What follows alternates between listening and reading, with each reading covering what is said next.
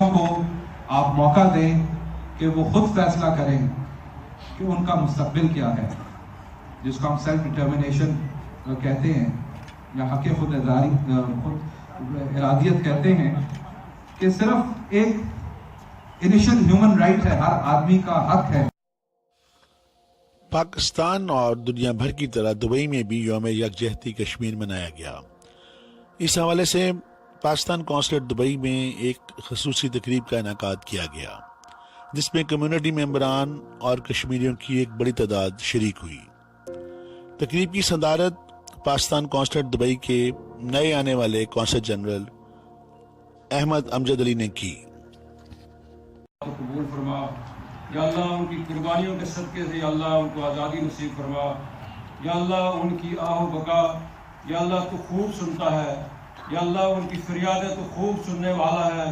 تو سمیع البصیر ہے، یا اللہ ان مظلوموں کی آہوں کو سن، یا اللہ ان کے دموں کی توفیق عطا فرما، یا اللہ فلسطینیوں کی بھی مدد فرما، اللہ ان کو بھی آزادی نصیب فرما دے، یا اللہ کانسلیٹ کے اندر جن بھائیوں نے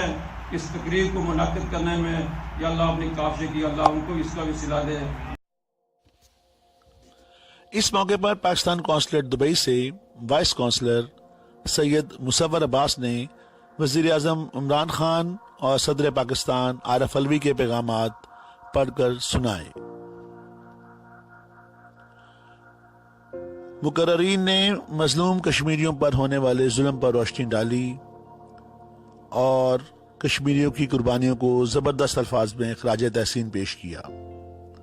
تقریب میں پاکستان قونصلیٹ دبئی کشمیر بنے گا پاکستان کے نعروں سے گونجتا رہا۔ بزرگوں کے ساتھ جو ظلم و ستم بھارت ڈھا رہا ہے اس کی ہمیں یاد دہانی کرا رہا ہے، اور ہم سب کو یہ ایک سبق حاصل کرنا چاہیے کہ ہم سب نے کشمیریوں کے لیے جو ان کا حق خود ارادیت ہے اس کے لیے ہم سپورٹ کریں اور باہر نکلیں، اور جو کشمیری قربانیاں دی ہیں ہمارے بہن بھائیوں نے ان کو بھی یاد کریں، اور جو ان کا سمپل رائٹ ہے، رائٹ آف سیلف ڈٹرمنیشن، اور اقوام متحدہ کی جو قراردادیں ہیں اس کے مطابق ان کو رائٹ ملے، اور پاکستان ہمیشہ ان کی سفارتی اخلاقی مدد جاری رکھے گا، اور جب تک کشمیریوں کو ان کا رائٹ نہیں ملتا ہم یہ آواز بلند کرتے رہیں گے۔